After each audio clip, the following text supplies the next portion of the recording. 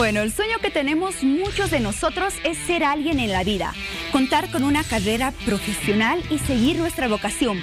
Para ello ingresamos a una universidad y después de firmar un contrato con todos los precios establecidos, muchas de estas instituciones fallan a este contrato. ¿Cómo? Realizan cobros excesivos, cobros irregulares, lo cual dificulta el cumplimiento de este objetivo que tienen todos los estudiantes. Es por ello que hemos visto la importancia de abordar este tema, pero lo haremos desde el punto de vista legal. Así que esté muy atento. Y es tan solo uno de los temas que vamos a tocar esta noche, porque también hablaremos de otra realidad muy lamentable y que sucede con mucha frecuencia en nuestro país. Es el acoso escolar, ya sea por parte de los padres o de los profesores a los estudiantes o de los estudiantes a los profesores. Esta realidad se realiza con mucha frecuencia en nuestro país y lo que hace es generar un incumplimiento del objetivo que se tiene en Bolivia, de generar una vida escolar libre de toda forma de violencia. Así que esté muy atento. Son tan solo dos de los temas en los cuales usted puede participar a través de nuestras redes sociales. Bienvenidos a todos y también damos la bienvenida a Piti Garamendi, que se encuentra en el otro lado del set. ¿Cómo estás, Piti? Buenas noches. Hola Paola, ¿cómo estás? Buenas noches amigos, ¿cómo están? Bienvenidos al sector de redes sociales de Hora 23. Como todas las noches, hacerle una invitación para que usted pueda empezar a participar de nuestras publicaciones que las encuentra en Facebook Hora 23. También ya puede empezar a mandar sus mensajes a nuestra línea de WhatsApp 776-77223. También recuerde que usted puede vernos en vivo, vía online desde cualquier dispositivo móvil, ingresando a redbolivision.tv.bo/en vivo-5. También, si es que se perdió cualquier programa durante la semana, puede verlo en nuestro sitio oficial redbolivision.tv.bo/programa/hora-23. Póngase cómodo, que el programa ya empieza. Bienvenidos. Usted recordará que el próximo 3 de diciembre se llevará a cabo las elecciones judiciales, donde todos los bolivianos elegiremos los altos cargos del Tribunal Supremo de Justicia, además del Tribunal Constitucional Plurinacional, de la Asamblea Agropecuaria Plurinacional y del Consejo de la Magistratura. Ayer, domingo, fue publicada la lista con todas las personas habilitadas para estas elecciones, lista en la cual muchos bolivianos no se encuentran. Esta noche analizaremos los motivos por los cuales están inhabilitados y los procesos que se deben seguir de ahora en adelante. Tercer tema de esta noche, pero además tenemos otro tema sumamente importante y se trata de lo que pasó acerca de una madre joven de 23 años hace unos días en la ciudad de Cochabamba. Vamos a recordar este tema.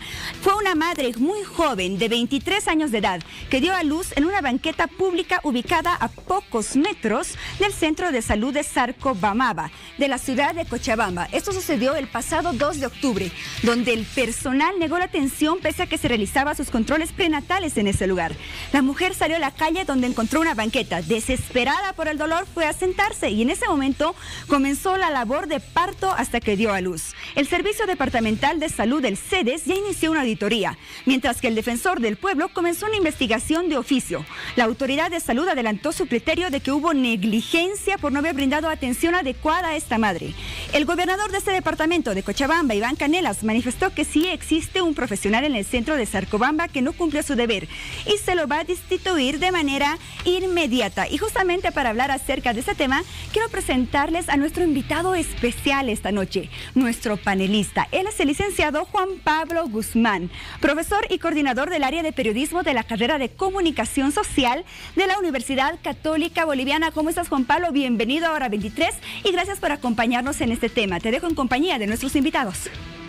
Gracias, Paola. Buenas noches a la gente de Hora 23. Los antecedentes más importantes prácticamente estaban en la presentación. Quizás habría que mencionar algunos detalles más. Luego de que Mariela Ruiz sale de ese centro de salud, llega a la banqueta que veíamos en imágenes. Allí está acompañada por su esposo, que es prácticamente la persona que recibe a su bebé, el tercer hijo de la pareja.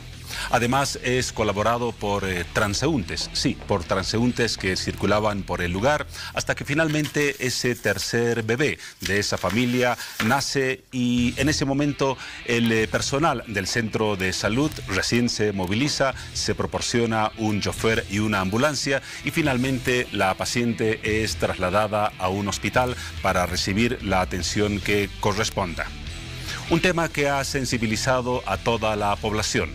Un tema sobre el cual vamos a conversar esta noche en Hora 23. Y nuestro invitado es el doctor Armando Delgado, director departamental de la Autoridad de Fiscalización y Control del Sistema Nacional de Salud en la ciudad y el departamento de Cochabamba. Doctor Delgado, buenas noches, bienvenido a Bolivisión y a Hora 23. Teníamos los antecedentes del tema. La pregunta es la siguiente para comenzar la entrevista. Se ha iniciado una auditoría médica. ¿En qué estado se encuentra este proceso exactamente 7 días después de ese hecho que conmovió no solamente a Cochabamba, sino a todo el país? Buenas noches, muchas gracias por la invitación. Evidentemente, sabedores nosotros de este momento tan difícil para la población cochabambina, para los médicos de Cochabamba también, se ha constituido ASINSA, la Autoridad de Fiscalización y Control de la Salud a la ciudad de Cochabamba, para recabar toda la información y coadyuvar acciones con los de ASINSA Cochabamba. Y nos presentamos en el Hospital o Centro de Salud de Sarcobamba y recibimos toda la información pertinente, más el expediente clínico, y hemos empezado a hacer la investigación correspondiente.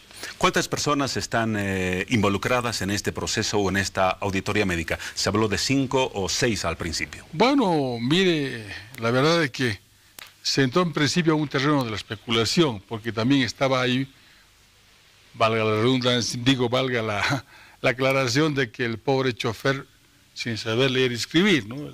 Simple y llanamente es un conductor de la ambulancia, pero bueno, se le tomó las declaraciones a la enfermera, a la auxiliar, a la supervisora, a la doctora y al director. Nosotros hemos recibido toda la información, hemos hecho la copia de todos los materiales necesarios para la investigación y estimamos que en 72 horas más vamos a tener el veredicto final.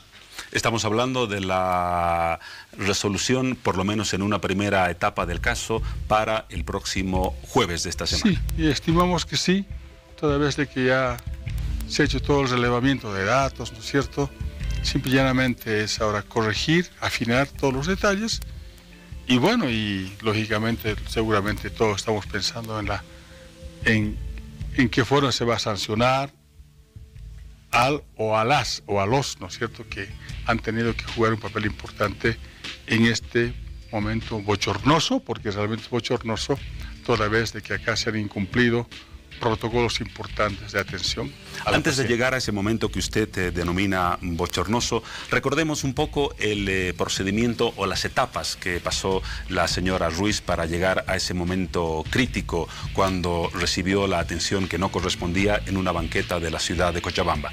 Llega al centro de salud. ¿Cuál es la primera persona que la recibe, ante la cual ella plantea la necesidad de una atención médica porque ya se encontraba prácticamente en trabajo de parto? ¿Cuál es la primera persona que recibe su solicitud de atención? Es la recepcionista quien... La recepcionista. Le da... Involucrada número 1. Claro, le da la ficha médica para el profesional que ella requería. La ficha no se la atiende de inmediato. No, hace su espera y según los datos que hemos leído, pues apenas estuvo como cerca de 7 a 10 minutos, pasó a la revisión de la profesional, quien le dice de que todavía no estaba para tener el bebé, y le aconsejan irse a otro centro de salud donde sí ella puede hacer el parto correspondiente.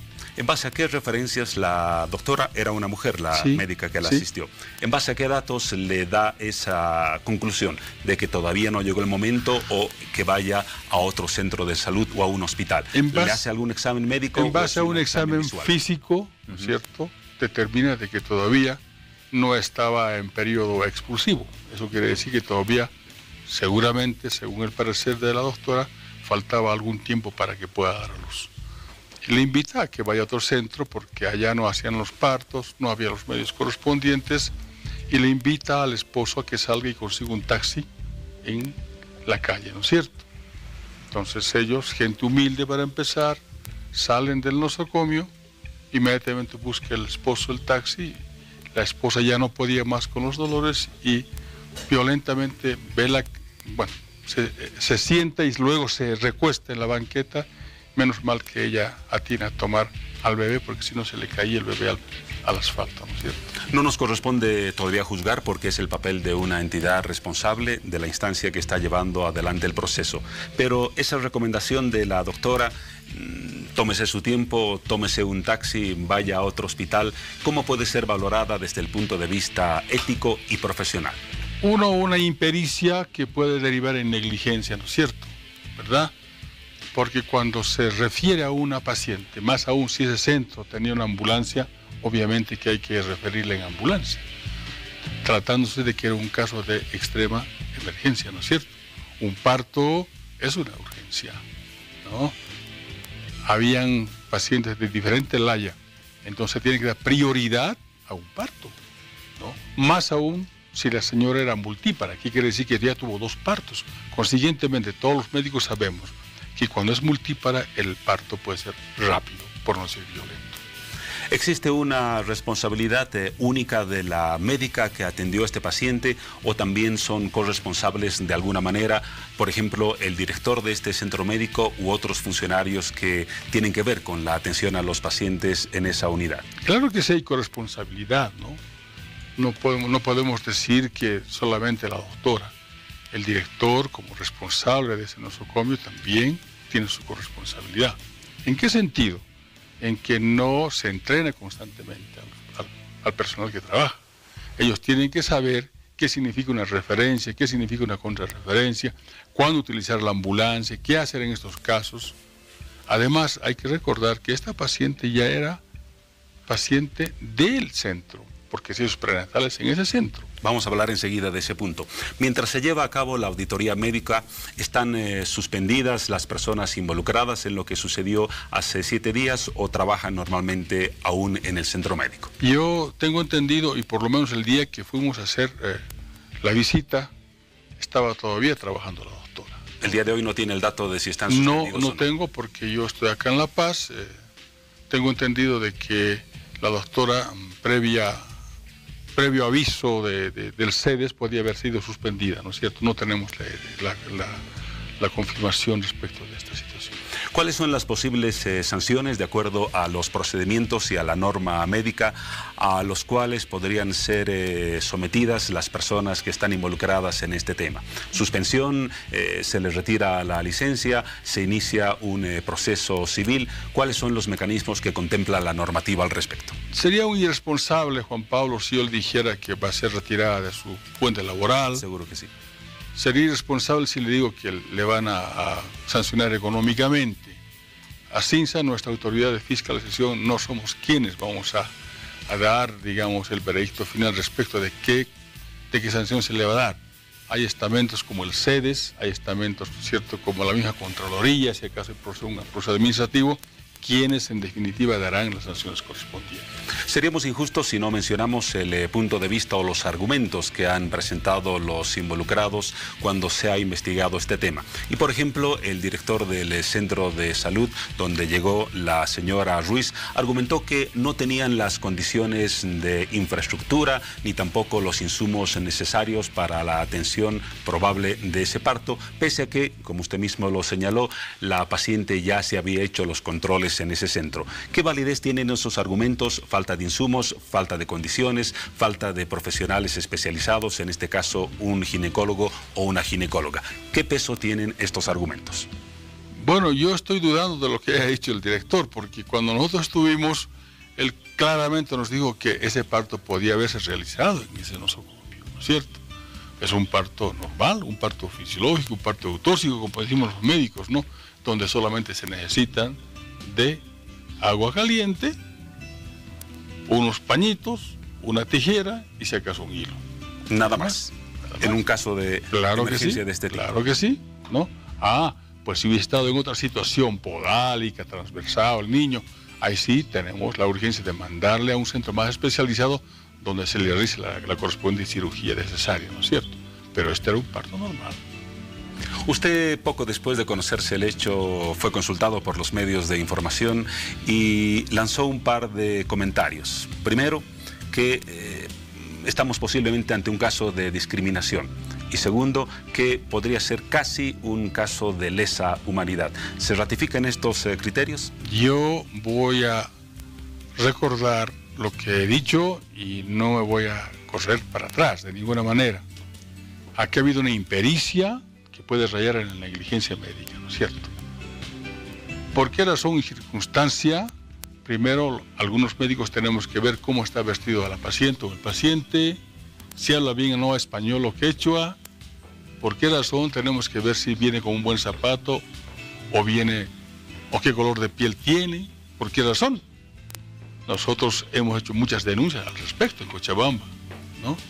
Porque es un caso casual en el tema del parto correspondiente, pero si usted va a ver, por ejemplo, a un llamado Hospital Piedma, vamos a ver que ocurren unas situaciones que realmente alarman y que, lógicamente, las autoridades departamentales de salud de Cochabamba lo saben perfectamente. Pero nadie quiere poner el cascabel al gato. ¿Por qué razón? Una pregunta del mío. ¿Por qué razón los viejitos tienen que hacer colas a partir de la 1, 2 de la mañana para hacerse atender, siendo así de que podemos dar las fichas en la tarde, ¿no es cierto? Entonces, es sentido común, ni siquiera es inteligencia. Lo que pasa es de que parece que estamos acostumbrados a tener el sentimiento heroico de la vida. ¿Qué significa esto? Hay que sufrir para vivir. Y eso me parece realmente un castigo a esta gente que por largo tiempo inclusive ha mantenido a muchos médicos con sus impuestos, ¿no es cierto? Entonces, eso realmente duele.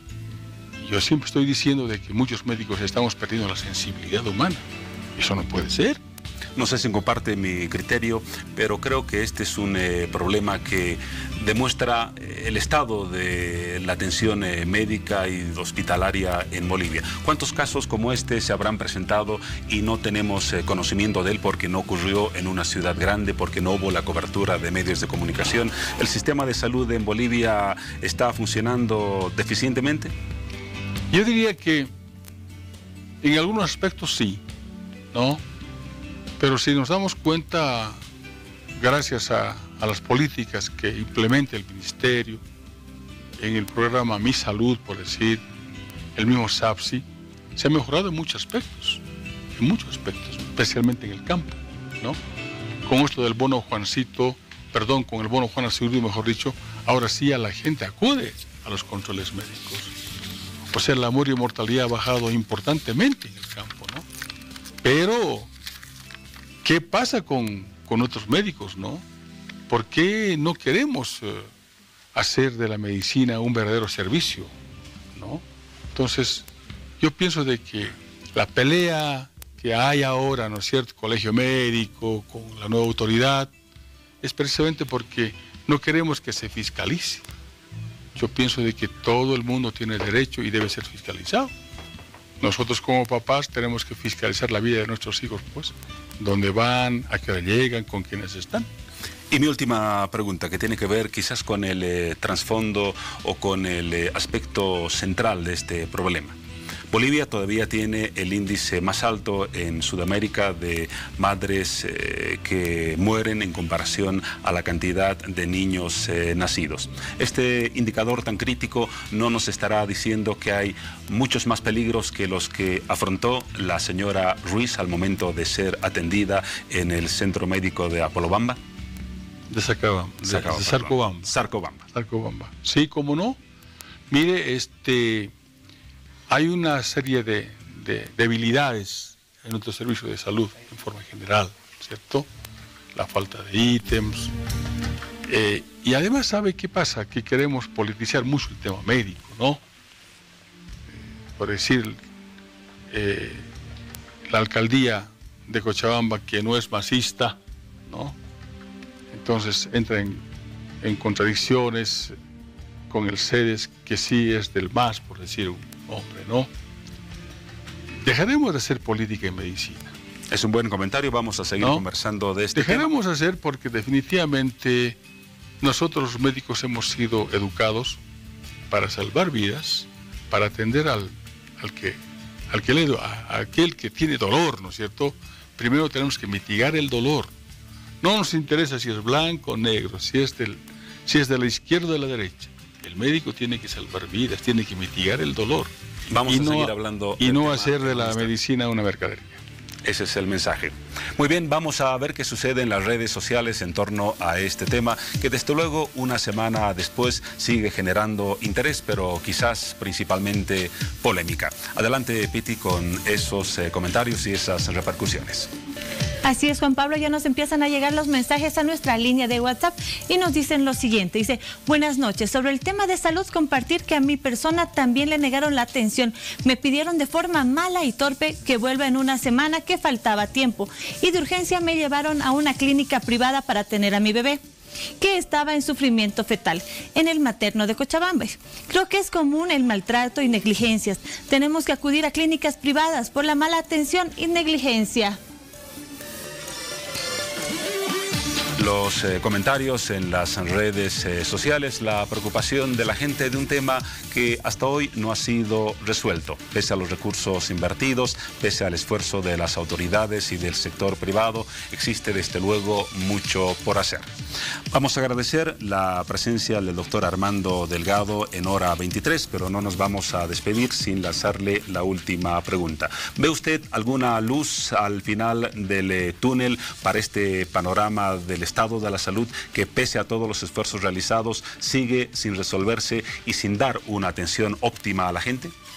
Mire, yo digo que sí, yo avisoro un buen futuro, y acá tanto los médicos como los que nos dirigen desde el ministerio, de las diferentes instituciones, pues tenemos que hablar un solo idioma, y es el idioma de la medicina.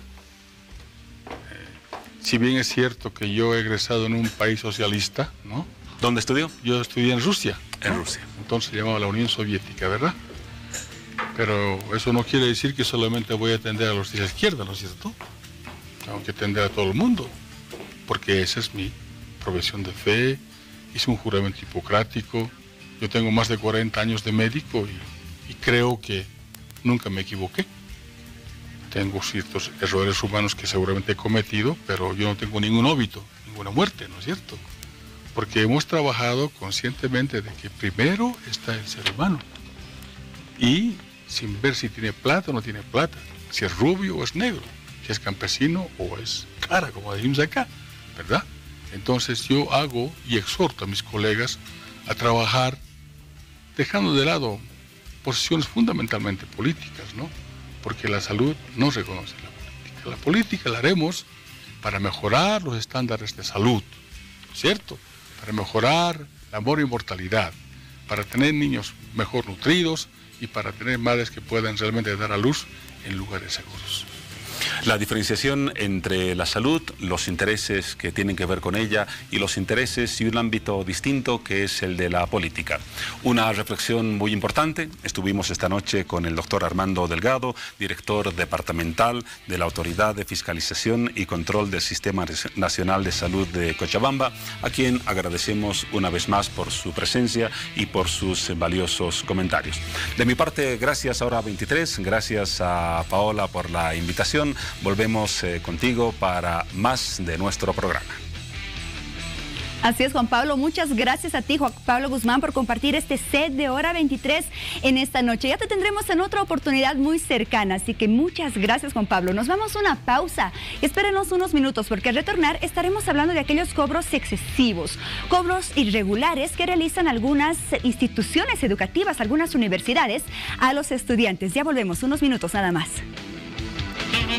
Galarza, ropa masculina exclusiva, elegante y casual con calidad de exportación. Encuentra camisas, blazers, ternos, chaquetas, corbatas y mucho más. Aprovecha nuestra oferta de temporada, todo al 30% de descuento y trajes desde 980 bolivianos. Encuéntranos en La Paz, en el Shopping Norte, primer nivel El Corbatón. En San Miguel, en la Avenida Montenegro, altura calle 18, New Rules.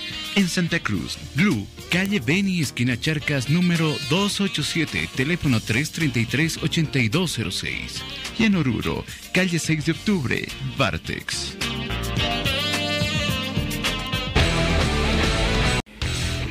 Bueno, segundo bloque de Hora 23 y hablamos de aquellas instituciones educativas de las universidades en las cuales se realizan algunos cobros excesivos y cobros irregulares.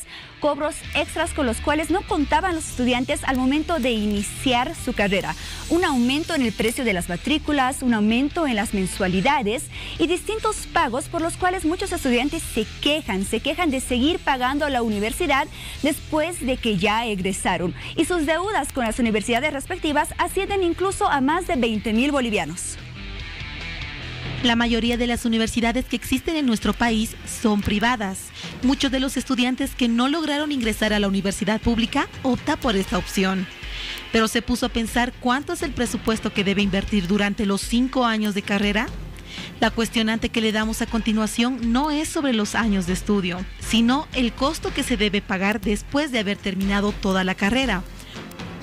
¿Aún se debe pagar?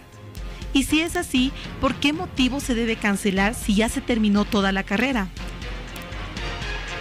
Este es el caso de Carmen y Sofía, nombres ficticios. Estudiantes de una universidad privada argumentan que después de haber salido de la universidad siguen pagando montos elevados, los cuales no se justifican. Que una vez terminando la carrera nos siguen cobrando matrículas y mensualidades cuando ya ni siquiera pasamos clases. Hacen cobros irregulares, desde que iniciamos no nos dan, no nos indican de que va a haber multa, de que van a seguir cobrando después de terminar la universidad. Yo ya salí más o menos hace un año y sigo pagando por semestre, cosa que no siquiera llevo ninguna materia, no tengo ni un tutor y me siguen haciendo el cobro por el tutor que ni siquiera lo tengo. Una de las facilidades que debe dar la universidad es de congelar la carrera, ya que por motivos personales muchos deben optar por esta opción. Sin embargo, la universidad de la que salieron Carmen y Sofía les da la opción de hacerlo una sola vez. En caso de no congelar la materia, deben pagar de igual manera el semestre. Aparte que yo quisiera pagar un monto, hacer un plan de pagos con la administradora, me dijeron que no se podía, a no ser que pague el 75% de la deuda que ya estaba acumulada. En caso contrario, no puedo ni siquiera congelar la carrera. Los cobros que realiza esta universidad son excesivos, según refieren las estudiantes. Hoy debo de ver unos 20.000 o algo así o más, tal vez. Tendría que ir a ver ahora para actualizar los datos. Ni eso siquiera he ido y me dicen, no, tiene que mandar una carta para que le muestren cuánto debe hasta ahora. Que nos dan la comodidad para poder cancelar. Hay gente que pide plan de pagos, donde podemos pagar unos 1.000 mensual, pero que se congele, que ya no siga aumentando la deuda, porque ahorita me es imposible pagar esa deuda. Ahora las estudiantes no saben cómo pagar esa deuda. Dicen no realizar la denuncia por temor a que tomen represalias en su contra. ¿Han denunciado el hecho? Porque son varias afectadas, ¿no? Hemos intentado, pero tenemos miedo. Piden mucho los datos para hacer una denuncia en el Ministerio de Educación y demás. Y hay miedo a las represalias porque sí hubo casos donde sí se agarran con las personas que denuncian. Piden a las autoridades correspondientes que puedan velar por ellos, ya que serían varias personas perjudicadas. Trabajan para poder pagar su deuda. ¿Hace cuánto tiempo ha salido de la carrera? Hace 2 años y sigo pagando. Y hay más compañeras que tengo que han salido hace 3, 5 años igual y siguen pagando. Que regularicen, digamos, lo que está pasando con la universidad, que averigüen en toditas, porque yo creo que no es la única universidad donde yo estudio que pasa eso. Bueno, hoy escuchábamos algunos testimonios de estudiantes que han sido víctimas de esos cobros excesivos y de esos cobros irregulares que se dan en las instituciones educativas, en las universidades. Para hablar acerca de este tema y analizar sobre todo el punto de vista legal, es que voy a presentarles a nuestro siguiente invitado que nos acompaña esta noche acá en Hora 23, es el doctor Israel Centellas. Ya nos ha acompañado en otras ocasiones, él es presidente del Colegio de Abogados de La Paz. ¿Cómo está, doctor? Bienvenido. ¿Cómo está? Muy buenas noches y gracias por la invitación. A usted, gracias por su presencia. Veíamos aquellas quejas de esos estudiantes que tienen deudas y que incluso suman por encima de los 20.000 bolivianos, deudas con las cuales no contaban o pagos con los cuales no contaban al inicio de su carrera profesional. ¿Por qué se dan estos pagos extras? ¿A qué podríamos llamar cobros irregulares en las universidades? Es que eso va fluctuando de acuerdo a cada una de las universidades. Las universidades privadas en su generalidad se someten a lo que establece el Decreto Supremo 1433. Y cada universidad hace aprobar sus reglamentos y también reglamentos propios de cada institución. Y ahí es donde ellos generan aranceles, y esos aranceles tal vez no están regulados o equilibrados o son equitativos en una y en otra universidad. La experiencia profesional que yo tengo es de que algunas universidades, al momento de ingresar, tratan de captar estudiantes a un menor costo, digamos. Es decir, por tanto de monto mínimo, vas a tener una licenciatura. Pero empiezan a tener problemas los estudiantes el momento que quieren salir de esas instituciones, porque los costos de salida son muy altos. Es decir, los certificados de notas son muy altos, el certificado de egreso es muy alto. Estamos hablando de aquellos estudiantes que ya egresan y necesitan seguir los procesos para la titulación. Claro, porque en realidad cada estudiante ingresa a una universidad privada para poder conseguir un título. Y ahí es donde fluctúan en diferentes universidades los precios de cómo conseguir y obtener esos documentos, que son documentos necesarios para habilitarse ante el Ministerio de Educación. Sin esos requisitos uno no se habilita y no va a poder ni siquiera hacer su predefensa, o como se hace en algunas universidades, o la defensa formal, que ya viene a partir de la tuición del Ministerio de Educación. Generalmente, ¿cuáles son esos pasos o esos procesos que se deben seguir desde el momento de egreso hasta la titulación y en los cuales se registra estos cobros excesivos? En realidad hay que ver la universidad como tal, pero los requisitos necesarios que se necesita para poder realizar su trámite de titulación o para su habilitación en primera instancia son dos ejemplares de los certificados de notas de primero a 10º semestre o de primero a 8º semestre, de acuerdo a los semestres que tenga la carrera, el plan de estudios, una certificación de todo el récord académico que uno ha obtenido, el certificado de egreso, que son requisitos necesarios, el certificado de nacimiento y la fotocopia legalizada del título de bachiller. Son documentos con los cuales uno se habilita al Ministerio de Educación y se puede programar recién una defensa formal. Y ahí es donde fluctúan los precios, ¿no? Depende de las universidades. Hay universidades que son mucho más transparentes y hay universidades que a veces en sus costos son excesivos, porque en los costos de matrículas y mensualidades han sido muy bajas y de alguna forma tratan de equilibrar, ¿no? Muy bien. Doctor Centellas, estos cobros excesivos o estos cobros que se dan en las universidades, ¿cuáles tendrían que ser las instancias que regulen estos precios y por qué no existe esta regulación? En realidad, todas las universidades privadas están bajo la tuición del Ministerio de Educación. El Ministerio de Educación debería ser quien regule los precios como tal dentro de las universidades privadas. Sin embargo, cada universidad privada tiene sus reglamentos propios internos que también son aprobados por el Ministerio de Educación y es como se va manejando ya autónomamente en cuanto a los costos y precios, ¿no? A veces no solamente se da en el momento de querer egresar, a veces se da en el momento, en medio de la carrera uno está disconforme con la universidad y los filtros de salida son fuertes, porque uno ya ha vencido 20 materias, pero de esas 20 materias tiene que conseguir los contenidos analíticos de esas 20 materias, y cada contenido analítico en alguna universidad puede costar 300 bolivianos, 400 bolivianos, eso multiplíquelo por 20, son 8.000 bolivianos, más los certificados de notas, y así se van sumando y pueden llegar a esa suma de 20.000 bolivianos sin haber culminado siquiera la carrera, pero con la intención de querer cambiar de universidad. Entonces uno o deja la carrera o empieza una nueva carrera en otra universidad, o al final tiene que pagar. Ahora, se ha dado casos, doctor Centellas, ya que algunos estudiantes, por ejemplo, en determinado momento de la carrera quisieron cambiar de universidad y se les han impuesto algunas normas, como por ejemplo que deben cumplir con el 30% del avance de la carrera, si no, no pueden salir de la universidad. ¿Esto es legal? No, en realidad no es algo que establece la norma. Uno puede cambiar de universidad. Es más, solamente se tiene una restricción de que uno puede cambiar 2 veces de universidad, en la tercera sí o sí tiene que culminar la carrera.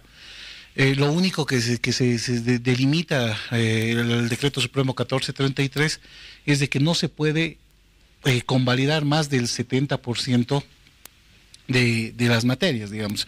Si uno lleva como 45 materias, no puede convalidar más del 70% de las materias y tiene que sí o sí cursar el 30% en la nueva carrera que está entrando, de la nueva universidad, obviamente. Entonces, esa es la norma, o sea, el 30% mínimamente, pero de la nueva universidad a la que uno va a entrar. Y no que sí o sí tiene que hacer el 30% para hacer el cambio como tal. Ahora, doctor Centella, seguramente habrá muchos estudiantes que pagan estos cobros excesivos porque no tienen el conocimiento o la información necesaria para poder detectar estas irregularidades. Pero quienes sí lo han hecho, como lo veíamos en nuestros testimonios, por ejemplo, y se dan cuenta de estas irregularidades, ¿qué medidas deben tomar? Bueno, primero es agotar la vía interna, o sea, siempre cada institución educativa tiene las jefaturas de carrera o las direcciones de carrera, muchas de ellas cuentan con decanatos y después del decanato el vicerrectorado y en su caso el rectorado. Obviamente sé que son trámites muy burocráticos, pero hay que agotarlos para que en última instancia se pueda acudir al Ministerio de Educación y el Ministerio de Educación, ya sea con una combinatoria o en su caso con una orden ya directa, pueda determinar lo que corresponde en derecho, para que esos posibles profesionales, a ellos no se les conculque un derecho a la educación y a futuro un derecho al trabajo, ¿no? En muchos casos, por ejemplo, en los cuales se puede realizar una denuncia en el Ministerio de Educación, por ejemplo, ¿cómo se tiene que realizar esta denuncia, doctor Centellas, y hasta cuánto tiempo podría llevar todo este proceso legal?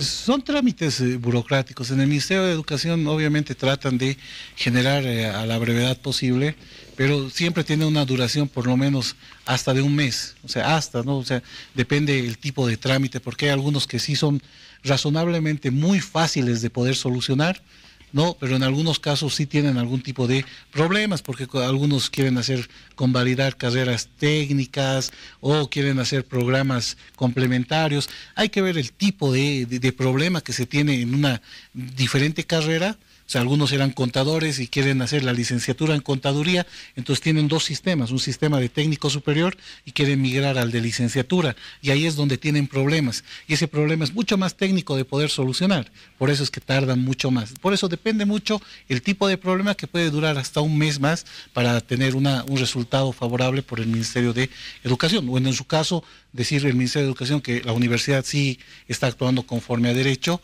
porque hay algunos casos que quieren obligatoriamente tratar de hacerse solucionar por el Ministerio cuando no corresponde, cuando la norma no permite. Y en caso de que se detecte que la universidad no está actuando con ese derecho que usted menciona, es irregular con estos cobros, ¿cuáles vendrían a ser las sanciones para esta universidad? Tienen sanciones, a veces no les dejan cobrar matrículas, no les dejan hacer campaña publicitaria para oferta académica de sus materias, la suspensión de la licencia o en último caso la clausura o la pérdida de la licencia, ¿no? Muy bien. Doctor Centellas, usted como abogado atendió con mucha frecuencia a estos casos de estudiantes que presentan denuncias o tienen quejas acerca de estas irregularidades en las universidades. En realidad no, porque prácticamente he estado siempre del otro lado, o sea, siempre he estado en cargos de las universidades privadas, en sus cargos de direcciones, entonces ha sido difícil. Mejor hemos solucionado muchos de estos casos, pero conforme a derecho, ¿no? Ahora, habrá muchos casos en los cuales también los estudiantes, pese a que se dan cuenta de estos cobros, doctor, no realizan las denuncias, tal vez por miedo a perder todo lo avanzado o a verse afectados en lo que es la carrera profesional. Sí, el problema del estudiante como tal es que empieza a quejarse una vez de que realmente está confrontada con la universidad, ¿no? En muchos casos hay denuncias que no se las realizan por el miedo a perder las materias, pero creo que no hay que tener ese miedo, porque uno realmente, si está pidiendo lo que en derecho le corresponde, va a tener que acudir a las instancias que corresponden, y que no tenga miedo. O sea, tienen que cumplir obviamente con los filtros correspondientes y en último caso ir al Ministerio de Educación, que creo que es el ente acreditado y el encargado de poder hacer acceder al derecho a ese estudiante. Entonces no tienen que tener miedo. O sea, es más, las universidades y los administrativos y la parte académica tendría que coadyuvar con estos estudiantes, porque lo que se mide en una universidad no es cuántos ingresan, sino cuántos egresan. Y esa es la eficiencia terminal que una universidad debe otorgar a los estudiantes, porque si tú sabes que ingresan 1000 y egresan 10, estás hablando de que una universidad no es buena. Pero si ingresan 1000 y egresan 900, estás haciendo un trabajo muy bueno con tus estudiantes. Eso no quiere decir que te regales títulos, sino que hagas un seguimiento constante de los estudiantes para que en el transcurso del tiempo busquen una eficiencia y una eficacia y además sean responsables profesionalmente. Muy bien, doctor Centellas, tenemos muchos comentarios que esta noche ingresan a través de nuestras redes sociales. Seguramente muchos estudiantes se están pronunciando respecto a este tema. Para ello vamos contigo, Piti. Gracias, Paola. Nos escribe Isedin, dice, buenas noches, quisiera hacer una denuncia sobre la universidad, no voy a dar el nombre. Dice, los mismos realizan cobros abusivos a sus estudiantes, como un club deportivo, que al momento de la inscripción indican que puede ser usado en el momento que el estudiante desee, mismo que no existe. También nos escribe Licedi, dice, medicina es una carrera muy cara en la universidad, te prometen laptop y tablet para que el estudiante entre con un plan, es decir, pagar toda la carrera, pero una vez pagado no hay tal promoción. También vamos a otro mensaje de WhatsApp que nos escriben desde la ciudad de Oruro y dice, quiero dar a conocer que en la universidad nos quieren obligar a pasar cursos que no están en el pensum de materias como ser quechua, y el trámite para la defensa externa de tesis tarda más de medio año y hay muchas irregularidades en esta universidad. Esos son los mensajes que nos escriben a nuestra línea de WhatsApp. Bueno, gracias a todos ustedes por enviarnos sus mensajes. Ahí teníamos algunos comentarios acerca de las irregularidades que se cometen y la experiencia de muchos estudiantes, doctor Centellas. Por ejemplo, algunos atraviesan por un incremento, por ejemplo, en las mensualidades semestrales o mensuales que tienen las universidades. También tienen problemas al momento de egresar, en lo cual se les cobra algunos pagos extras para poder contar con la orientación de un tutor en la elaboración de una tesis. ¿Todo esto es legal o cómo se puede medir todo esto? Bueno, en realidad un estudiante que ingresa con un monto económico en el tiempo debería permanecer, o sea, no podría cambiar, digamos. Por ejemplo, los que entran este año, es diferenciado el monto con el que van a entrar los del próximo año. Generalmente va diferenciando, pero a principios de gestión generalmente el ministerio hace una aprobación a un aumento que puedan hacer dentro de los colegios y por analogía también lo toman las universidades. Entonces ese incremento que generalmente año tras año es del 5%, a veces las universidades las toman para también, o sea, porque eso lo hacen en base a la inflación que ha tenido en el tiempo económicamente en Bolivia, entonces también eso incide en las universidades. Ahora, respecto a los egresos y a los cobros que pueden darse en algunas universidades, pues eso tiene que hacerse una regulación, o sea, si tuviéramos un arancel de cuánto debería cobrarse por un certificado de egreso, etcétera, no estaríamos en esta disyuntiva y en este problema. Yo creo que en este momento es labor del Ministerio de Educación poder generar un arancel único para todas las universidades, para que todos tengan las reglas claras y no existan universidades que cobren mucho más que otras o se aprovechen de que uno está desesperado por poder salir y querer lograr ya la profesionalización. Muy bien, doctor Centellas, ¿qué recomendaciones usted le puede dar a todos los estudiantes que ya están pensando en ingresar a una universidad para dedicarse a sus estudios superiores y los puntos que se deben tener en cuenta al momento de firmar el contrato con estas instituciones? Primero, tienen que conocer la universidad. Muchas veces creo que a veces es una decisión compartida entre padres de familia y estudiantes, y ni los estudiantes ni los padres de familia conocen la universidad. Poquito conocer los antecedentes de cada una de las universidades, porque en esta retroalimentación se puede conocer qué universidades tienen problemas y qué universidades no. Lo segundo, hay que ver de que tengan un cumplimiento de reglas y normas estrictas respecto al cumplimiento de lo que establece el Decreto Supremo 1433. Y eso generalmente se hace en algunas universidades que tienen ya sistemas de gestión de calidad. Esas universidades ya generan ese tipo de conductas y no se exceden, o sea, no tienen esos excesos porque les fiscaliza una empresa externa. Entonces ahí tienes un plus. Pero además de ir a universidades que ya tengan un reconocimiento para que puedas estudiar. Cada universidad, y esto es algo muy cierto, no todas las universidades tienen carreras específicas, o sea, todas las carreras son buenas.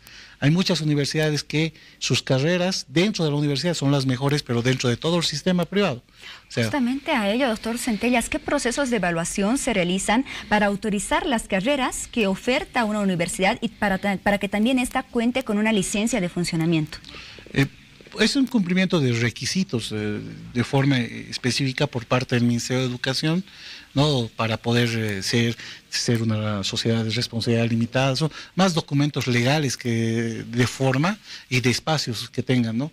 A veces a las universidades se les pide que tengan bibliotecas, se les pide que tengan espacios de dispersión o de espacios para hacer ejercicios o prácticas deportivas, se les pide una serie de laboratorios, etcétera.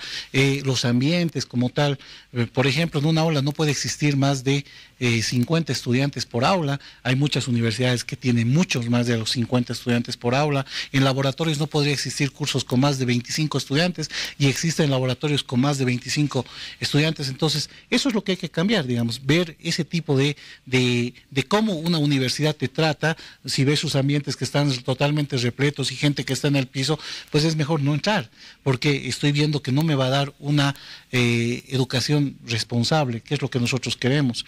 En las universidades privadas generalmente a veces los laboratorios no los tienen actualizados o los laboratorios no los tienen bien equipados. Eso es lo que tenemos que empezar. Y yo, si fuera padre de familia o si quisiera ser parte de una universidad, les diría, muéstrenme sus ambientes, o sea, que me hagan conocer realmente sus ambientes, porque nosotros vamos a generar una inversión para que después salgamos profesionales. Y estos requisitos que les otorga la licencia de funcionamiento y autorización a las universidades pueden ser corroboradas o verificadas por los estudiantes o por los padres de familia antes de ingresar a la institución. Generalmente hay universidades que invitan al público para que conozcan las instalaciones y eso hace de que la gente conozca. Hay otras universidades que más su publicidad es por medios digitales y no conoces, digamos, la universidad. Pero todos tenemos acceso a las universidades, eso podemos entrar. El momento de ir a preguntar a la sala de inscripción o a cualquier sala que tengan, podemos preguntar, porque nosotros vamos a comprar un servicio y ese servicio nos los tienen que mostrar. Y si no tienen el servicio, es mejor no comprarlo. Muy bien, doctor Israel Centellas, presidente del Colegio de Abogados de La Paz. Queremos agradecerle por su presencia esta noche en Hora 23 y por su orientación a todos los estudiantes y aquellos padres de familia que ya están determinando la mejor universidad para que sus hijos puedan seguir con la educación superior. Muchas gracias, doctor. Hasta otra oportunidad. Gracias. Muy bien, vamos contigo, Piti, en las redes sociales. Ahora quiero mostrarles un video que encontramos en YouTube acerca de las 10 universidades más caras del mundo. Oxford. Si eres de los que soñaba con estudiar en Hogwarts, Oxford se parece bastante. Pero lo más importante, y que no encontrarás en la escuela de Harry Potter, es que nada menos que 26 primeros ministros británicos han estudiado en Oxford. ¿Tienes $13.000 al año y una media de sobresaliente? Pues tú también puedes. Universidad Americana de Sharjah. Esta universidad, situada en los Emiratos Árabes, cuenta con casi 5.000 estudiantes y más de 22 títulos. La media anual para un curso universitario se sitúa en los $23.700. Princeton. Si te interesa esta universidad americana, debes saber que entre sus alumnos destacados se encuentra la primera dama estadounidense, Michelle Obama, que estudió allí sociología antes de ir a Harvard. Si quieres seguir sus pasos, necesitarás $39.000 al año. Harvard. La universidad con más premios Nobel entre sus alumnos y profesores puede presumir de ser, un año más, la universidad más prestigiosa del mundo, aunque no la más cara. Estudiar aquí solo te costará $41.000 al año. Stanford. Esta universidad es la cuna de alguna de las empresas tecnológicas más importantes como Yahoo o Google. Fue fundada en 1980 por la familia Stanford en honor a su hijo fallecido cuando aún era un adolescente. Si te gusta el sol de California, prepara $42.500 y quizás puedes estudiar allí. Parsons The New School for Design. Todo el que es alguien en la moda ha pasado por aquí. Desde Marc Jacobs, pasando por Donna Karan y Tom Ford, han estudiado en esta universidad situada en la Escuela de Nueva York por la módica cantidad de $44.200 al año. Universidad de Chicago. En esta estupenda universidad dio clase de Derecho Constitucional durante 12 años el ahora presidente Barack Obama. Profesores ilustres y su elevado nivel académico la legitiman para cobrar $46.400 al año. Columbia. Cuna de presidentes americanos y de actores como Katie Holmes, la Universidad de Columbia está situada también en la ciudad de Nueva York. $47.500 es lo que te costará estudiar un año en ella. Georgetown. Si Columbia enseña a los futuros presidentes, Georgetown hace lo propio con los futuros reyes. Abdalá de Jordania y el actual rey de España estudiaron entre sus paredes. Por eso, 60.000 euros al año no nos parece tanto para recibir la educación de un rey. Sarah Lawrence. Y por último, la más cara entre las caras. Esta Universidad de Arte y Humanidades, en la que estudió JJ Abrams y Yoko Ono, cuesta la friolera de $62.500 al año. ¿Y qué? ¿Ya has decidido a cuál vas a ir?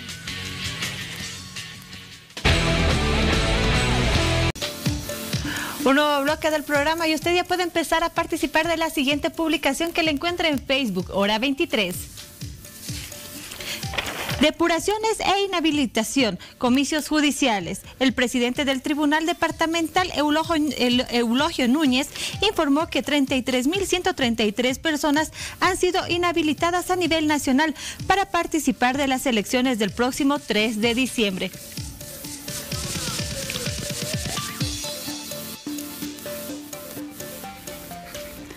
Bueno, tercer bloque de Hora 23 y usted recordará que el próximo 3 de diciembre se llevará a cabo las elecciones judiciales.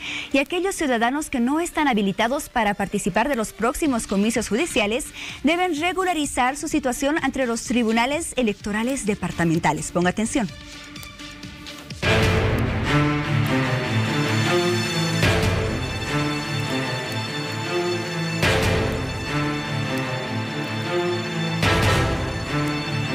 El Tribunal Supremo Electoral informó que para las elecciones judiciales depuró del padrón de votantes a 33.133 registros, de los cuales 2.039 son casos de posible doble identidad y 149 corresponden a una presunta suplantación de persona. La mayoría de los ciudadanos inhabilitados son los que incumplieron con ser jurados electorales en los pasados comicios y serían alrededor de 28.228 personas. Asimismo, el resto, que asciende a 1.557, corresponderían a documentos inválidos. Por otro lado, el mayor número de personas inhabilitadas se encuentran en los departamentos del eje del país: 12.323 en Santa Cruz, 6.896 en La Paz, 4.702 en Cochabamba. Ante esto, de acuerdo con el calendario electoral, las personas inhabilitadas podrán realizar sus reclamos hasta el 15 de octubre ante los tribunales electorales departamentales y las oficinas de los servicios de registro cívico (CERECI) de sus regiones, para que, una vez cumplidas las sanciones, en el caso de las juradas y jurados inasistentes, así como las personas no votantes, puedan ser habilitados por el padrón electoral para ejercer su derecho a la elección. Asimismo, una vez consolidado el padrón electoral, se procederá al sorteo de juradas y jurados de mesa el 26 de octubre. Bueno, justamente para estas próximas elecciones judiciales es que ayer se publicó la lista de las personas habilitadas. Y en esta lista existen muchos bolivianos que no se encuentran habilitados. Aproximadamente hablamos de una cifra de 33.133 personas inhabilitadas a nivel nacional. Y de todas esas personas, el mayor porcentaje se encuentra en el departamento de Santa Cruz. Justamente vamos a analizar los motivos por los cuales no están habilitados y los procesos que se deben seguir de ahora en adelante. Pero antes hacemos una pequeña pausa en este tema porque son las 00 horas. Es momento de conocer las noticias más destacadas de esta jornada. Ponga atención.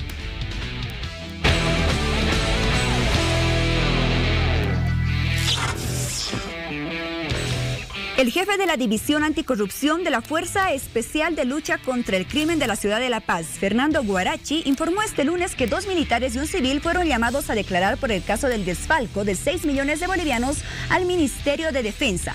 Ante esto, la autoridad recordó que existen hasta el momento al menos 6 personas que están imputadas y recluidas por la presunta comisión de los delitos de legitimación de ganancias ilícitas, enriquecimiento ilícito por particulares y encubrimiento e incumplimiento de deberes. Este lunes, la juez Ninfa Sillerico determinó dictar detención preventiva para los 2 menores de edad de 15 y 17 años acusados de protagonizar una balacera que terminó con 2 jóvenes fallecidos y un herido en una fiesta en la ciudad del Alto. Recordemos que el hecho ocurrió la madrugada del domingo en la zona Mariscal Sucre, donde hubo un acontecimiento por el aniversario del barrio con excesivo consumo de bebidas alcohólicas. Según el fiscal Fabio Maldonado, los adolescentes estaban en vía pública, provocando a las personas y dispararon contra quienes contestaron a sus agresiones. Un joven policía de 29 años de edad y otro muchacho de 20 años fueron las víctimas mortales de este lamentable hecho. Y nos vamos hasta el ámbito internacional, donde al menos un muerto y un centenar de heridos dejan los incendios que azotan el norte de California.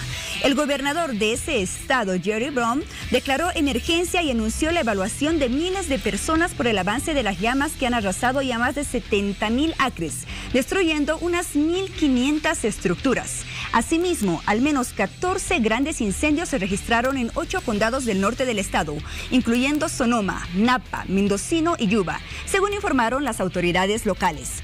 Entre las edificaciones siniestradas se encuentran docenas de residencias que fueron destruidas en un parque de casas rodantes de Santa Rosa, en el condado de Sonoma, que es la ciudad que está bajo del asedio de las llamas que avanzan sin control y amenazan viviendas, hoteles y negocios.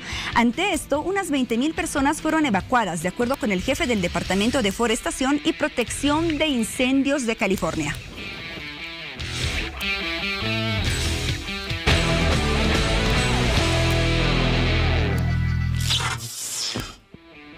Bueno, es momento de continuar con el tema que tenemos esta noche acerca de las próximas elecciones judiciales el 3 de diciembre y para ello voy a presentarles a nuestro siguiente invitado. Nos acompaña el doctor Diego Tejerina, director departamental del Servicio de Registro Civil. ¿Cómo está, doctor? Bienvenido. Muy buenas noches, muchísimas gracias por la invitación. Hablamos de que ayer domingo se publicó una lista de personas habilitadas donde se registran aproximadamente 33,133 personas que no se encuentran en la habilitación y que no podrán participar de los próximos comicios judiciales. Se dice que la mayor parte de ellos corresponde a jurados no asistentes. Doctor, a ver, ¿en qué consiste esto? Y la otra parte de personas inhabilitadas, ¿quiénes son y cuáles son las causales por las cuales no pueden participar de estos comicios? Exactamente, ayer hemos empezado con lo que ha sido la publicación en lo que es la actividad 26 del calendario electoral, aprobado por sala plena del Tribunal Supremo Electoral, en los cuales, si bien esta cantidad de 33,132 es una cantidad a nivel nacional, en La Paz tenemos 6,896 personas que están inhabilitadas. En consecuencia, lo que corresponde ahora desde ayer, 8 de octubre, hasta el 15 de octubre, es lo que es la presentación y cierre de reclamos tanto en los tribunales electorales departamentales como en los CERECIs. Entonces, acá tenemos que establecer y aclarar que existen causales de inhabilitación. 2 de las causales de inhabilitación se acude a los tribunales electorales departamentales, donde se paga una multa y se puede habilitar una persona para para lo que son las elecciones del 3 de diciembre. ¿Cuáles son esas 2 causales? Las causales son el ciudadano no votante y el jurado no asistente. Estas 2 causales, las personas que se encuentren en estas 2 causales tienen que ir al Tribunal Electoral Departamental. Esto queda en la JJ Pérez, esquina 20 de octubre, donde podrán realizar ahí lo que es la presentación y el cierre de reclamos. La causal de jurados no asistentes corresponde aproximadamente al 85% de las personas inhabilitadas a nivel nacional. Exactamente. Lo que es el ciudadano no votante, obviamente, son todas aquellas personas que no han acudido por 2 veces consecutivas a votar en anteriores elecciones.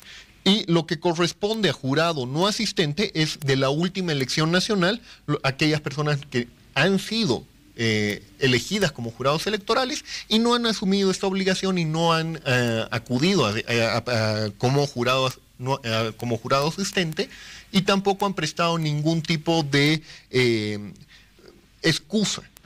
Ninguna acudir. Prueba que pueda respaldar. En caso de los jurados no asistentes, doctor, ellos deben pagar una sanción que corresponde aproximadamente al 30% del salario mínimo. Con el cumplimiento de esta sanción, ¿ellos se habilitan para estas próximas elecciones judiciales o para las siguientes? No, para estas. Para las van a del estar 3 de habilitados. diciembre, para las elecciones de altas autoridades del órgano judicial y del Tribunal Constitucional. Muy bien, vamos con el otro 15% de las personas inhabilitadas. ¿Cuáles son las causales o los motivos por los cuales no se encuentran en la lista de habilitación? Estas otras causales sí corresponden a lo que es el CERECI departamental. Entonces, todas aquellas personas que se encuentran en esta clase de inhabilitación tienen que acudir a lo que son las oficinas del CERECI, que están ubicadas en la avenida, en el Prado, al frente de la Plaza Venezuela, y son lo que es el documento inválido, lo que es error de captura, lo que es inscripción interdepartamental, posible doble identidad y posible suplantación de identidad. ¿Cómo se va a proceder con aquellas personas que han sido inhabilitadas por una posible doble identidad y que no sabían que su identidad era utilizada por otra persona? Exactamente, no es acá estamos hablando de supuestos, son posible doble identidad en la cual la persona tiene que acudir a las oficinas del CERECI, tiene que llenar un formulario, que es este formulario. Muy bien, a ver, lo mostramos en pantallas, permítame. Claro que sí. Este es el formulario que van a llenar aquellas personas que han sido inhabilitadas por la causal de posible doble identidad. ¿También de suplantación de identidad es lo mismo? Este formulario es para todas las causales. Vamos a ver que establecen las dos primeras causales, que es ciudadano no votante, ciudadano no votante y jurado no asistente, que están ahí encuadrados, y establece otras causales de inhabilitación, que ahí ya el ciudadano establece cuál es la otra causal de inhabilitación. Ahí puede ser error de captura, documento inválido, y eso se lo pasa ya en el CERECI. Tienen que ir con una fotocopia de su cédula de identidad, y en los casos que usted me mencionaba, que es el posible doble identidad o posible suplantación de identidad, tienen que llevar como prueba por lo menos 1 o 2 documentos que demuestren que esa persona ha utilizado esa identidad a lo largo de su vida civil. Muy bien, ayer se publicó la lista de personas habilitadas. Doctor, ¿por qué medios ha sido publicada esta lista? Y las personas que no pudieron acceder para verificar su nombre, ¿cómo pueden acceder ahora? Bueno, tenemos lo que es la lista de personas inhabilitadas que se ha publicado ayer en el periódico La Razón.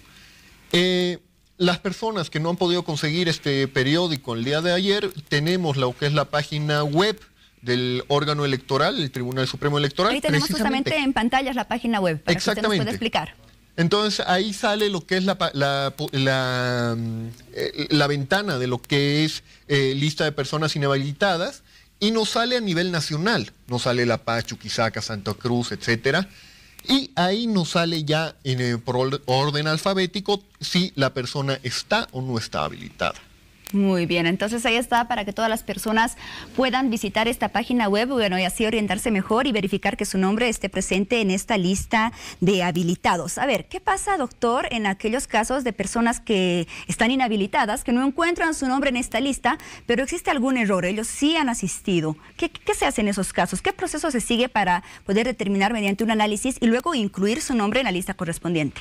Bueno, primero, si la persona busca y no está en esta lista, no tendrá que hacer ningún tipo de trámite. Es más, en la lista que acabamos de ver, que han mostrado ahora, está el yo participo. Ahí se establece si la persona también está habilitada, pone su número de cédula de identidad e inmediatamente le va a salir el recinto electoral en el cual le toca emitir su voto el 3 de diciembre. ¿No? Entonces, en el caso de que salga habilitado, no hay ningún problema, no tiene por qué acercarse. Esta lista solamente son para aquellas personas que son inhabilitadas. Muy bien, vemos que existe una cantidad de personas inhabilitadas por el tema supuesto de doble identidad o también por la suplantación de identidad. ¿Cómo va estas cifras de este año respecto a elecciones o a comicios anteriores? Hemos establecido, y usted misma lo ha mencionado, es un porcentaje muy corto.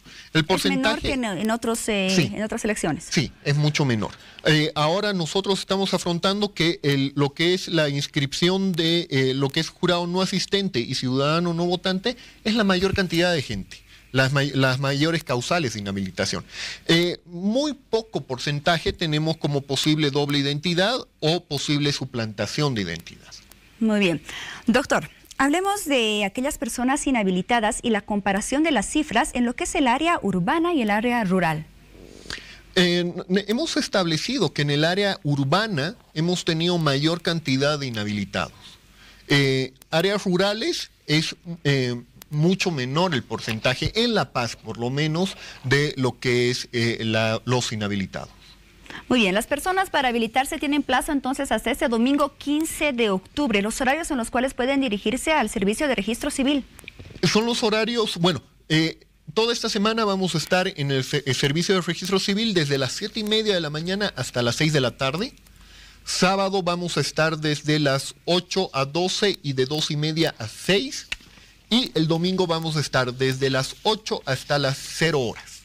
Aquí no hay excusas nuevamente para que no puedan acudir. Realmente son horarios muy flexibles, desde las 7:30 hasta las 6 de la tarde de forma continuada. Domingo vamos a atender hasta las 0 horas y invitar a la población a acudir lo más rápido posible, no esperar hasta la última hora. Hemos visto que pese a la propaganda, a la invitación que hacemos constantemente, siempre vemos la fila a último momento. Muy bien, doctor. Posterior a esto, el 23 de octubre, el Servicio de Registro Civil Nacional va a remitir oficialmente lo que es el padrón electoral a los tribunales electorales departamentales. Posterior a este proceso, ¿qué otros pasos siguen? Tengo entendido, por ejemplo, que se va a proceder al sorteo de jurados para las próximas elecciones. Hasta el momento vamos en la actividad 26. Ya lo que es la actividad 27 es precisamente remitir el listado a los tribunales electorales departamentales. La actividad 27 ya sería lo que es el inicio de la difusión de méritos de los candidatos. Esto se va a llevar a cabo desde el 19 de octubre hasta el 29 de noviembre de 2017. Muy bien, ¿y cómo las personas pueden verificar si se encuentran en esta lista? Siempre con lo que es la página web y con lo que es el Yo Participo. Muy bien, recordamos una vez más la página web que usted puede visitar entonces para verificar que su nombre se encuentre en la lista de personas habilitadas si usted cumplió con todos los deberes que tiene respecto a las próximas elecciones judiciales. Esta es la página que usted puede visitar. La página se llama yoparticipo.oep.org.bo. Bueno, queremos agradecer esta noche la presencia del doctor Diego Tejerina, director departamental del Servicio de Registro Civil. Doctor, muchas gracias por toda la orientación. No, muchísimas gracias a ustedes. Muy bien, hasta otra oportunidad. Hasta luego. Nos vamos a una pausa, ya tenemos mucho más acá en Hora 23. Recuerde que en el siguiente bloque estaremos hablando del acoso escolar, una situación que se da con mucha frecuencia en nuestro país. Ya volvemos.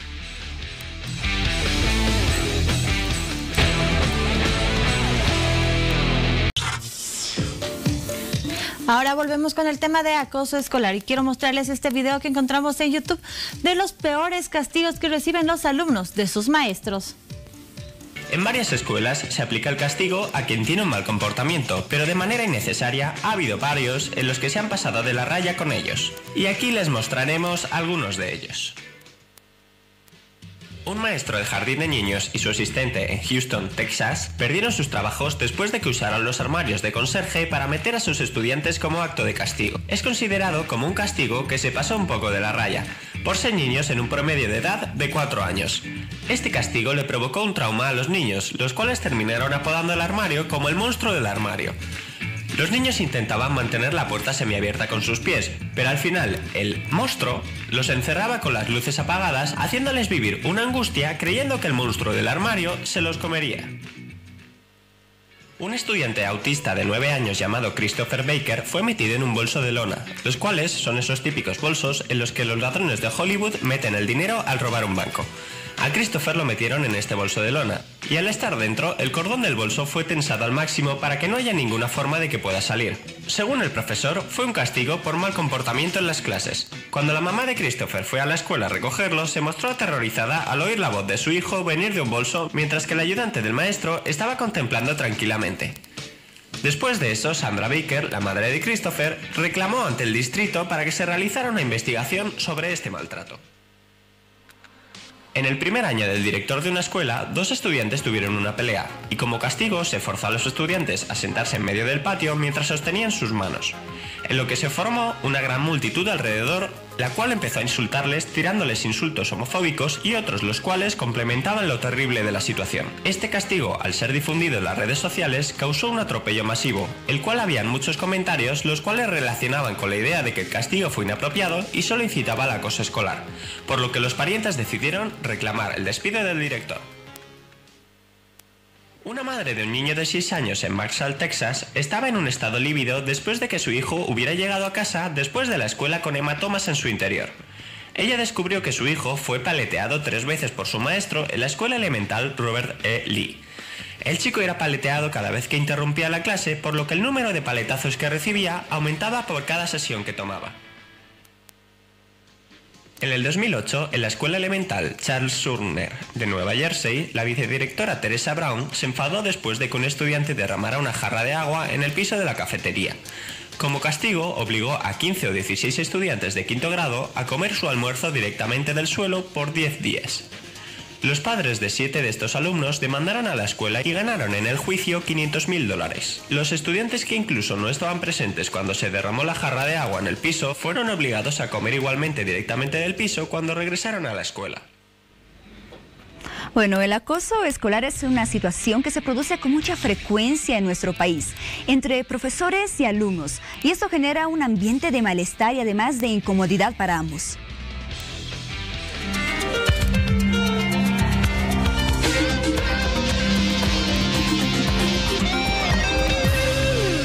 Cuando escuchamos la frase acoso escolar, se nos viene a la mente daño verbal y físico ocasionado entre semejantes, es decir, entre alumnos y alumnas. Sin embargo, existen otros tipos de hostigamientos, por ejemplo, el de profesores hacia sus propios alumnos, o viceversa, de alumnos a profesores. Primeramente, el acoso docente-alumno.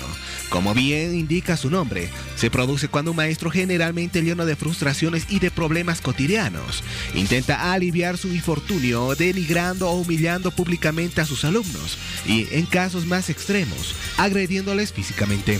Estos pueden incluso hasta llegar a coaccionar a los escolares para que guarden silencio y no avisen los hechos ocurridos, ya sea a sus padres o autoridades escolares.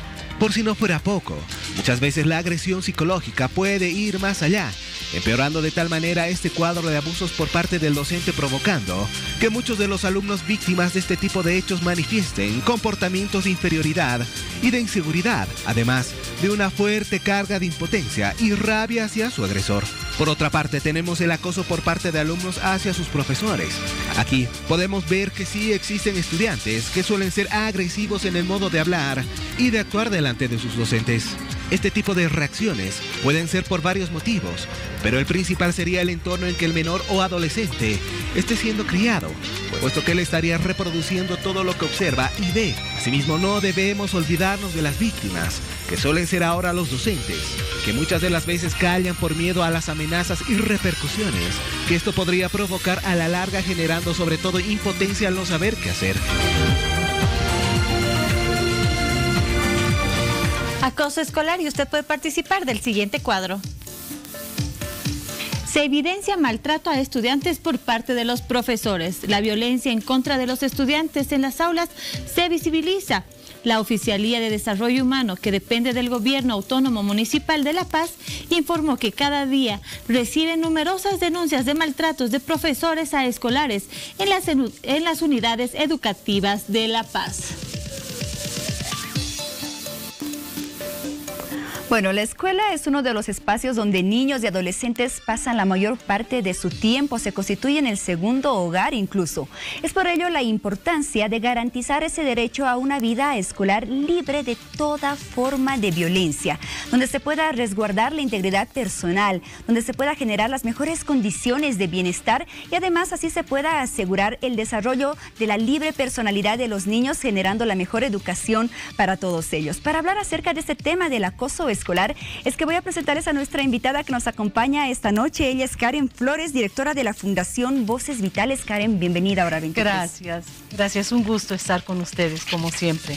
Gracias a ti por acompañarnos esta noche. Tenemos algunos datos alarmantes del año 2015, ya tú nos los vas a actualizar seguramente, Karen, donde se decía que en ese año el 30% de los estudiantes en Bolivia eran víctimas de acoso escolar de manera directa y el 60% de los alumnos que veían esta situación no denunciaban ni tampoco defendían a sus compañeros. Son datos que nos preocupan. ¿Cuál es la situación del acoso escolar actualmente en nuestro país? ¿Y a qué tipo de actitudes, de comportamientos podemos denominar acoso escolar? Gracias por la pregunta. Comentarte que el año pasado el Ministerio de Educación publicó estadísticas que realmente eran alarmantes. Hablaba de un 80% de chicos y chicas que estaban siendo víctimas de acoso escolar. Sin embargo, yo creo que la cifra es un poco exagerada. Considero que a la fecha debemos tener aproximadamente un 60% de estudiantes que participan en la triada del acoso escolar, como víctimas, como espectadores o como agresores. Estamos trabajando con el gobierno municipal de La Paz, estamos trabajando una ley de prevención contra el acoso escolar, porque definitivamente esto ya está desbordando las aulas.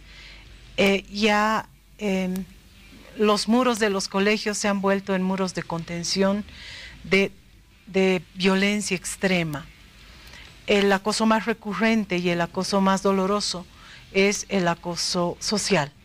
Esto de la invisibilización, del raleo, de te sacamos del grupo sin explicarte por qué, es una forma de acoso muy dolorosa y es la que más padecen los estudiantes.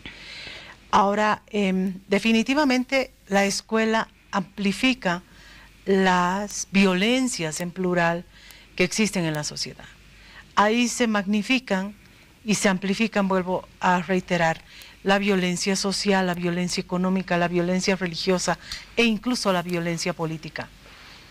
Y los docentes, lamentablemente, como siempre digo, tenemos docentes del siglo XIX, colegios del siglo XX y estudiantes del siglo XXI. Entonces, no hay una compatibilización en lo que realmente son los estudiantes. En Bolivia no se presenta todavía casos muy alarmantes, ni estadísticas alarmantes respecto a lo que comentaba el video en la última parte, que es violencia de estudiantes contra docentes. No existe esto. Pero sí se da con frecuencia la violencia de profesores a estudiantes. Por ejemplo, hace un momento tú nos nombrabas una cifra que consideras que es la cifra correcta de aproximadamente 60% de víctimas de acoso escolar en nuestro país. De este 60% es muy frecuente encontrar acoso de los profesores a los alumnos. En esto voy a ser bien enfática. El bullying, el acoso escolar, es el maltrato que es entre pares, solamente entre estudiantes. La violencia que ejercen los docentes contra estudiantes es violencia institucional, es maltrato institucional. No entra dentro de lo que es bullying. No hay bullying de docentes hacia estudiantes. Lo que sí hay es maltrato. Hay vulneración de derechos humanos. Muchas veces, en la mayor parte de los casos que yo veo, es el profesor o la profesora que tiende a mirar al techo para no ver que está sufriendo un estudiante. Incluso en muchos casos es el docente el que alienta el acoso escolar. Es el docente, el indolente, que dice no se hace nada respecto a que entra un niño todos los días al aula, el compañero le baja el buzo, todo el curso se ríe de la broma entre comillas, porque esto es acoso, y la profesora también lo disfruta y se ríe de esto. Es la profesora la que, como digo, mira a otra parte y no mira a ese niño que está sufriendo, a ese niño que está padeciendo, a ese niño que realmente le han hecho la vida tan difícil en el colegio. Y como bien tú referías, los chicos pasan más tiempo en el colegio que en su casa. Ahora está de moda esto de alargar las horas para que los chicos estén más tiempo en el colegio. Hay extracurriculares, hay talleres, hay fútbol, hay un montón de cosas que han puesto en la currícula para distraer más a los chicos. Y cuánto aprenden, cuánto disfrutan, están por obligación ahí. No hay sistemas de canalización de sentimientos, no hay sistemas de apropiación de la construcción de la integridad de los chicos, de los estudiantes. Los profesores, yo celebro cuando me llama un grupo de padres organizado de un colegio X y o Z y me dicen queremos un taller contra el bullying, y realmente lo hago con muchísimo agrado, El otro día, la anterior semana, he trabajado con un colegio, con padres y con estudiantes, y realmente me ha dado muchísimo gusto hacerlo, porque los chicos necesitan trabajar. La parte académica sin duda que es importante, pero también es fundamental trabajar en la educación emocional, en la educación de sentimientos, en la educación de habilidades sociales. Tenemos chicos que pueden ser muy capaces en física, química y matemáticas, pero son unos ignorantes emocionales, porque en la casa no les abren espacios para que expresen lo que están viviendo en el colegio, y el colegio les cierra definitivamente las puertas para que puedan expresar algo sobre lo que les está sucediendo. Ningún colegio creo que trabaja habilidades sociales, trabaja sentimientos. Cuando nosotros intervenimos en un colegio para trabajar esto, siempre dejamos la caja de los sentimientos, el baúl de los miedos y algunas herramientas que son tan fáciles de llevarlas adelante. Esto de sanciones colectivas, que los propios chicos formen sus códigos éticos, sus códigos prosociales, que ellos planteen sanciones, pero los docentes no se involucran. Los docentes están totalmente rígidos, que tienen que cumplir el currículum. Muy bien, Karen. ¿Cuáles identificas, si hacemos un resumen, las principales causales de que exista este acoso escolar de los compañeros a algún muchacho, alguna muchacha del curso, y también las causales de que los profesores permitan esta situación? Y ya nos nombraste algunos factores que contribuyen a que se desarrolle todo esto, pero ¿qué otros factores más estarían contribuyendo? Las causas fundamentales para el acoso escolar definitivamente somos los padres y las madres. Dejemos de echarle la culpa al colegio únicamente. Definitivamente. Cuando un chico, tú lo mandas al colegio después de que ha habido una golpiza en la casa, de que el padre ha llegado ebrio, ha golpeado a la madre, que es totalmente recurrente en un país donde se ven 3 feminicidios a la semana, donde las estadísticas de violencia familiar son realmente alarmantes. Estamos en el primer lugar de violencia familiar a nivel de América Latina. Entonces, cuando tú, además de poner el cuaderno de biología, de lenguaje, le pones al chico toda la violencia que viene viviendo en la casa, ¿cómo lo estás mandando al colegio? Totalmente despojado de habilidades sociales para ser asertivo, para ser empático, para defenderse, para dejar de agredir. Entonces, la familia para mí es la principal causa de que un chico o una chica sufra, sea víctima de bullying o sea una agresora. En el rol de los docentes, definitivamente el colegio no es un centro de rehabilitación, no es un centro donde los chicos tendrían que ir a contar sus penas ni a desahogarse, pero sin duda que se va volviendo en el espacio de contención fundamental para estudiantes. Por tanto, yo considero que los docentes, más allá de cumplir con la currícula formal, tienen la obligación de capacitarse para parar un conflicto cuando es conflicto y detener el bullying, porque las consecuencias del bullying son perennes, dejan una marca muy profunda en quien la padece. Incluso estas situaciones terminan en suicidio. No nos pongamos más vendas en los ojos. Hay situaciones que son realmente terribles. Sí, se ha visto muchos casos en los cuales el suicidio ha sido la consecuencia justamente de estas víctimas que sufrían de acoso escolar, ya sea por parte de compañeros o también malos tratos, distintas formas de violencia por parte de profesores. Sí, sí, definitivamente el bullying es como el detonante en muchos casos, que después de que los chicos están padeciendo una situación de violencia familiar, porque es muy común escuchar inútil, flojo, vago, no sirves para nada por parte de los padres, o es muy común leer en el Facebook cuando sale que una docente golpeó con una regla a un muchacho. Los comentarios son a favor de la docente, que lo siga golpeando, o que el padre maltrató a la hija porque robó 500 pesos. También se leen comentarios de decir, a palos aprenden los chicos. Entonces hay todavía esta lógica cavernaria de la educación a través del castigo, del disciplinamiento a través del castigo físico. Entonces el colegio mantiene esta línea. Hay padres que dicen y madres que dicen, te entrego a mi hijo nalgas y todo para que tú lo puedas castigar físicamente. Todavía estamos en una lógica y en una etapa, para mí, cavernaria, y esto me parece tremendamente doloroso. Karen, Desde la Fundación Voces Vitales, ¿qué otras actividades ustedes realizan para socializar este tema y para concientizar a toda la población y así erradicar la violencia en las unidades educativas? Mira, nosotros trabajamos con quien nos llama y por suerte este año nos han llamado de diferentes colegios y los celebramos muchísimo. Como fundación tenemos el colegio Voces Vitales, que podemos decir que es el colegio que tiene una tasa inexistente de bullying. Trabajamos mucho en valores, trabajamos mucho en aulas de respeto, en aulas de paz, construimos aulas de paz. Es un gran paso el que hemos dado con la consolidación del colegio y, bueno, siempre dispuestos a trabajar con terapias, con dinámicas más que terapias, con dinámicas con chicos que son víctimas de bullying, con agresores y con quienes se implican en estos actos de maltrato y no solamente son espectadores o cómplices. Hay chicos que acuden a las dinámicas que trabajamos y tratamos de fortalecer siempre la empatía y la asertividad, que son dos aspectos claves para afrontar el acoso escolar. Nos da muchísimo gusto trabajar con docentes cuando son ellos quienes nos convocan. Normalmente la dirección se opone, no entiendo por qué, pero nunca tienen tiempo. Pero los padres sacan tiempo de algún lado, docentes también, y hemos realizado varios eventos que son básicamente dinámicas participativas más que talleres expositivos.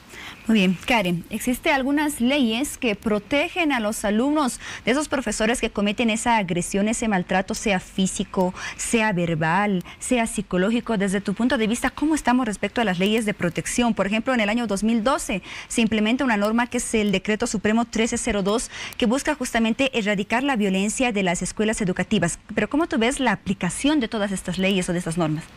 No funciona, lamentablemente, todavía no está funcionando nada.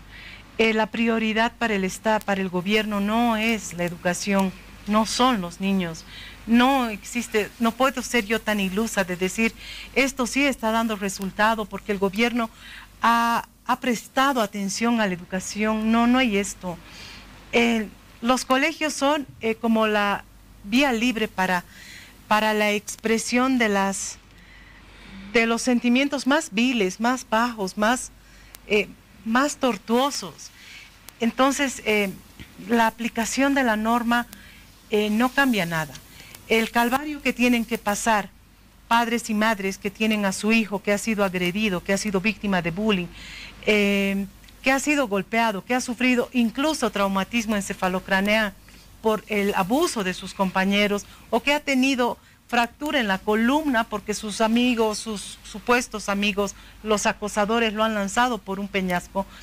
No pasa nada, tenemos que pasar por un viacrucis terrible entre las normas, las leyes, los vacíos legales. No existe un canal regular donde se pueda ir a hacer la denuncia. El SEDUC, el Ministerio de Educación, el Viceministerio de Lucha contra el Racismo y la Discriminación no tienen ninguna instancia concreta que trabaje el tema del acoso escolar. Es impresionante. Estamos en pleno siglo XXI, los países trabajan esta problemática hace 30 años y nosotros seguimos en la cola, como siempre, sin querer ver que hay un problema muy serio y que son estos chicos los futuros gobernantes, los que van a salir profesionales, los que van a manejar la economía de este país y tienen y traen con ellos un trauma que lo menos que harán será locura y media, por no decir otra cosa, pero realmente el panorama no se presenta nada bien. Estamos trabajando, como te decía, con el gobierno municipal esta norma, esta ley, la pondremos a consideración después del Consejo Municipal.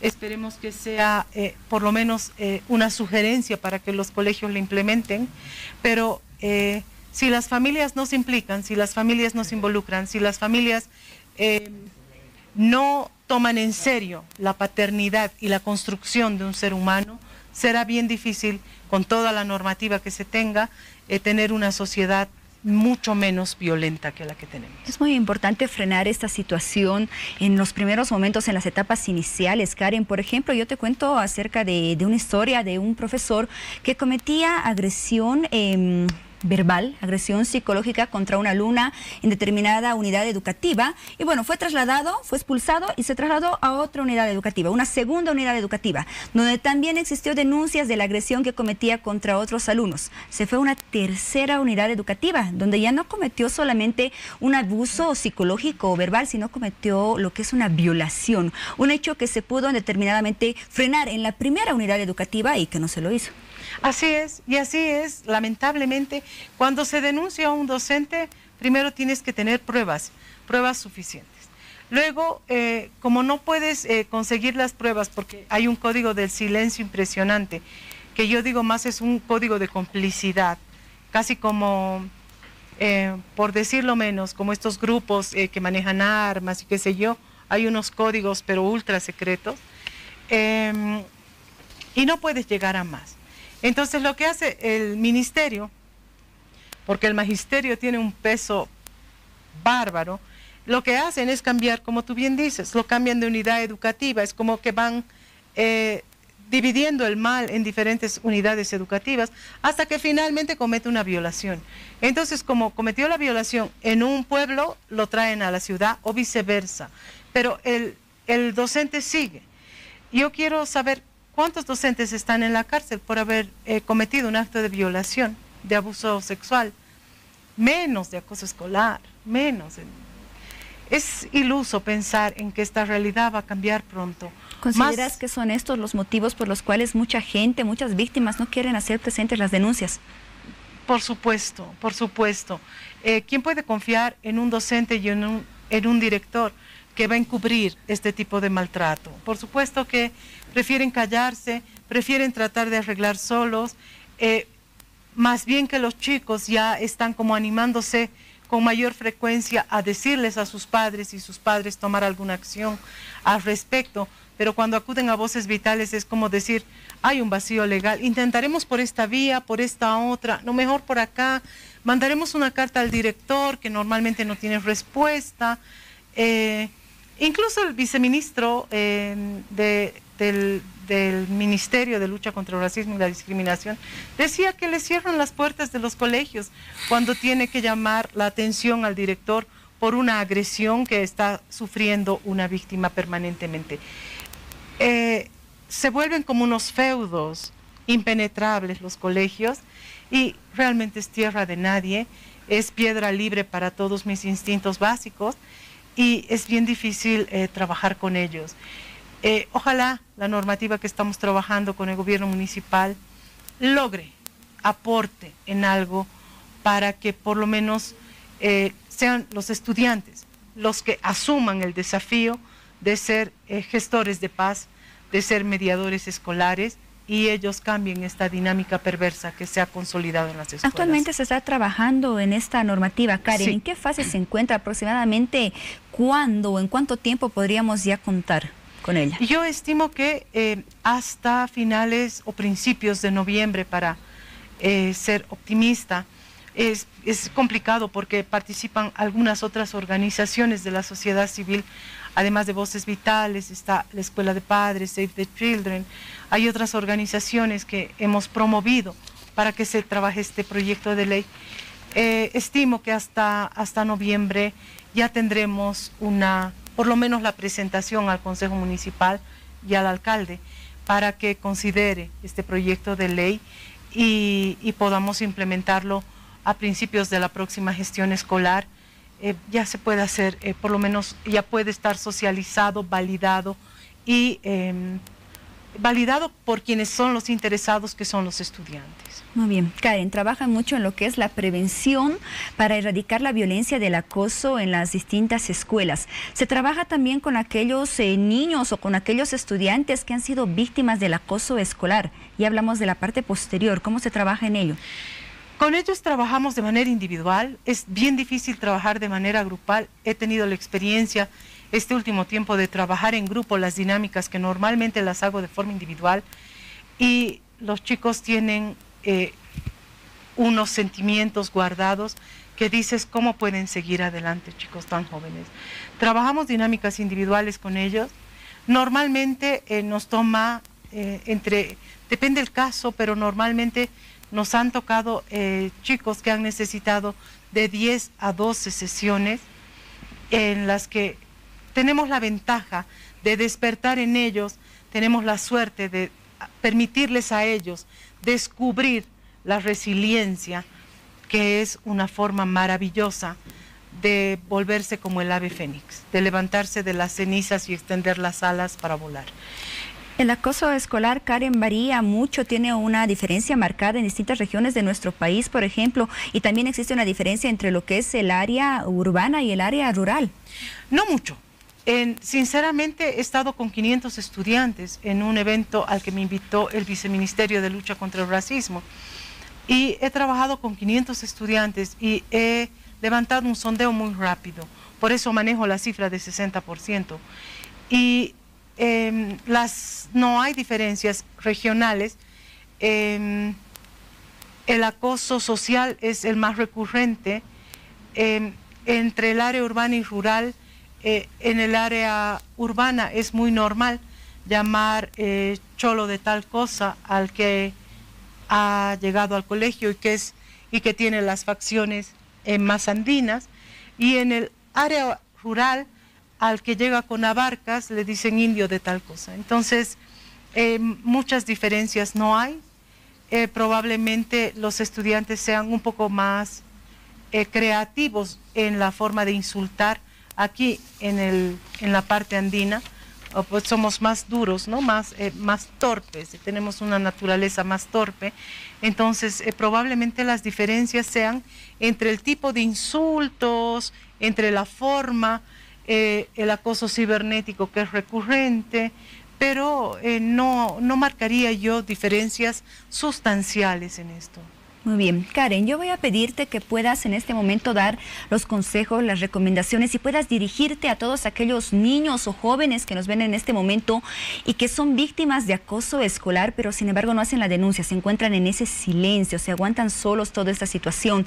También aquellos padres que sospechan que sus hijos son víctimas de acoso escolar y aquellos profesores, autoridades educativas que se han convertido ya en testigos de toda esta situación. De acuerdo, decirles a los chicos y chicas que son víctimas de bullying que denuncien, que hablen. Si te acosan, acusa. Habla con alguien, cuéntale a alguien, a un amigo, a un docente, si tienes la suerte de confiar en un docente, a tu familia, a algún familiar tuyo, a la abuela, a alguien que se encuentre cerca a ti.